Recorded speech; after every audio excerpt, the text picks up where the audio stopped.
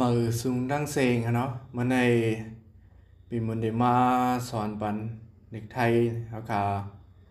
มาสืบเรียนเพียนกว่าจำกันแทงขนาด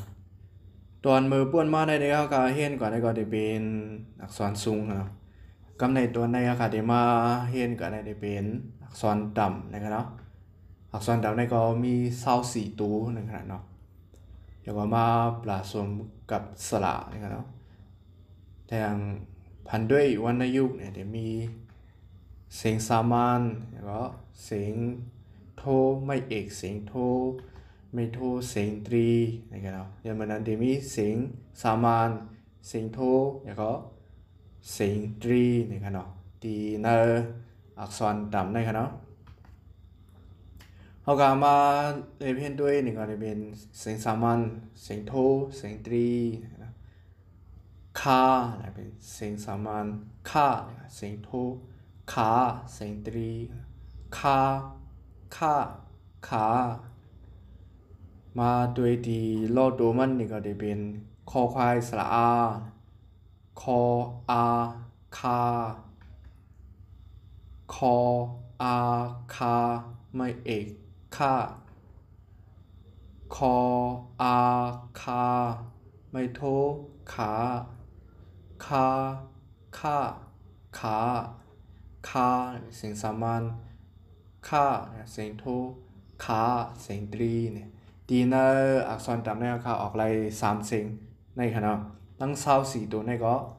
ออกเสียงหนังไหนเล่าตัวมันก็เหมือนไหนในขณะเขาขาขึ้นมาตีขอซับแรงเนี่ยนี่ก็จะเป็นเสียงเตี่ยม24ตัวนี่ก็นังกาเขาขาไหลหันอยู่ในขณะ24ตัวก็ในออกลาย3เสียงนี่ก็ออกลายคาขาเอามารอโดยดีงองูเนี่ยก็เป็นงางา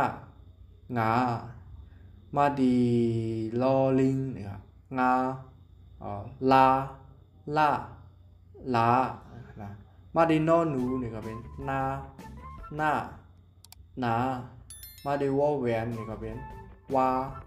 วาวาเนี่ยที่จ้ากว่านะครับเนาะตั้ง24ตัวนะครับเนาะเจออะไรนี่ก็เจออะไรเสียงสามัญแล้วก็เสียงโทไม่เอกเสียงโทไม่โทเสียงตรีเนี่ยครับแต่เลยต้องไว้หนังในครับเนาะตอนดาตีอักษรแต้ม24ตัวในครับเนาะอักษรต่ำ24ตัวในครับตีออกอะไรคาขาอย่างเงี้ยเนาะในไปป้าตัวแพทย์มันครับเนาะไปป้าตัวแพทย์ก็ออกอะไร3เสียงได้ลำได้เขาก็ขึ้นมาตีอักษรต่ำดังเก่าครับเนาะแล้วก็ปราศสมกับสระแล้วก็พันด้วยวรรณยุกต์เสียงสามัญ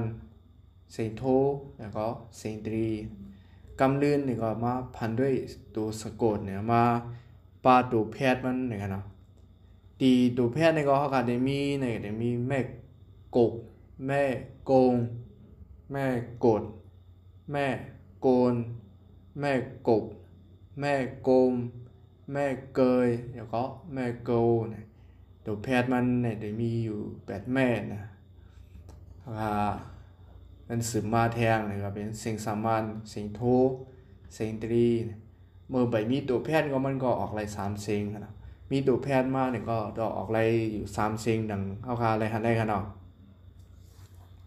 เสียงสามัญเนี่ยก็เป็นคางเสียงโทก็ข้างเสียงตรีค้างข้างข้างค้างค้างข้าง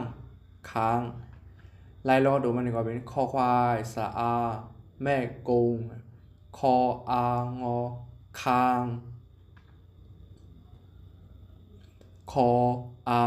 งอคางไม่เอกข้างคออางอคางไม่โทค้างค้างข้างค้างนะเสียงสามัญค้างเสียงโทข้างเสียงดีค้างข้างข้างค้างนะเสียงอักษรต่ำตั้ง24ตัวนี่ก็ออกลาย3เสียงเหมือนหนังในนี่ครับสิบมาค่ะมาดีในขณะอันในที่เป็นล็อกปึงมันตอนดาเสียงอักษรต่ำในขณะตัวเสียงแต้มนั่ง 24ตัวนะครับเนาะเจมปลาสลานะครับเนาะเสียงสลาเสียงวรรณยุกต์แล้วก็ปลาตัวสะกดตัวแพทย์มันไหนนะครับตั้ง24ตัวในที่ออกเสียงมันไรหนังไหนเสียงวรรณยุกต์มันนะครับเนาะหนังเขาอะไรหันได้ครับเนาะเอาคำว่าตีเฮียนกว่านี่ก็จะเป็นอักษรต่ำ24ตัว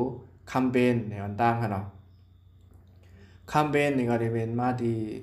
เสียงสลานะสลาเสียงสั้นเนาะเสียงสั้นกับเสียงยาวเนี่ยเสียงปอดนะเสียงปอดเนี่ยออกไร3เสียงนี่ก็ออกไรเสียงสามัญเนี่ยเสียงโทแล้วก็เสียงตรีเสียงสามัญเนี่ยก็เป็นงออะนองงันแบบนั้นงอหันนองงันงันไม่เอกงันไม่เอกงันไม่โทงันไม่โทงันแล้วก็งันเนี่ยเขาออกอะไร3เสียงนี่ครับเนาะมาดีคำเป็นเสียงยาวครับเนาะสระเสียงยาวเนี่ยก็เป็นงออามงงามไม่เอกงามไม่เอกงามไม่โทงามไม่โทงามเนี่ยเขาออกอะไร3เสียงได้ครับเนาะคำเป็นสระเสียงสั้นกับสระเสียงยาวนะครับเขาออกอะไร3เสียงนั่นก็เป็นเสียงสามัญเสียงโทเสียงตรีคำใดสืบมาแทงดีอักษรต่ำคำใดเสียงสระเสียงปอดนะสระเสียงปอดนี่ก็ออกอะไรเสียงโทเสียงตรีแล้วก็เสียงจัตวาเนี่ย3เสียงเนี่ยนะเสียงโทเนี่ยก็จะเป็นค่าเสียงตรีขาเสียงจัตวาขาเนี่ยเอาอะไร3เสียงนะมาดีคำใดเสียงยาวนะเสียงยาวเนี่ยก็ออกอะไรเสียงโทเสียงตรีเสียงจัตวาเนี่ยนั่นก็จะเป็นเสียงโทก็คาดคออาโดคาดไม่โทขาด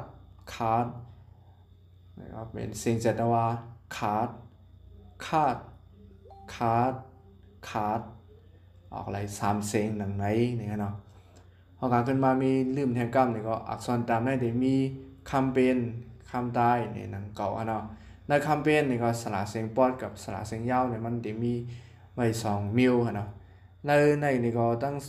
สระเสียงปอดตั้งสระเสียงยาวเขาก็ออกอะไร3เสียงนั่นก็จะเป็นเสียงสามัญเสียงโทแล้วก็เสียงตรีนี่เนาะอะไรขึ้นมาดีอักษรต่ำเนี่ยจะมีคำใดในคำใดนี่ก็จะเป็นสระเสียงปอดในสระเสียงยาวในก็จะออกอะไร3เสียงเหมือนกันก็นี่กันเนาะออกอะไรเสียงโทแล้วก็เสียงตรีเสียงจัตวานี่กันเนาะครับตั้งหมดในก็จะเป็นอักษรต่ำ24ตัวนี่กันเนาะในตัวในก็ย้อนขึ้นหรือว่าดีในเสียอะไรขึ้นมาทบกันในตอนเห็นมาตั้งนาแทนนี่ครับเนาะเหมือสูงตั้งสินค้า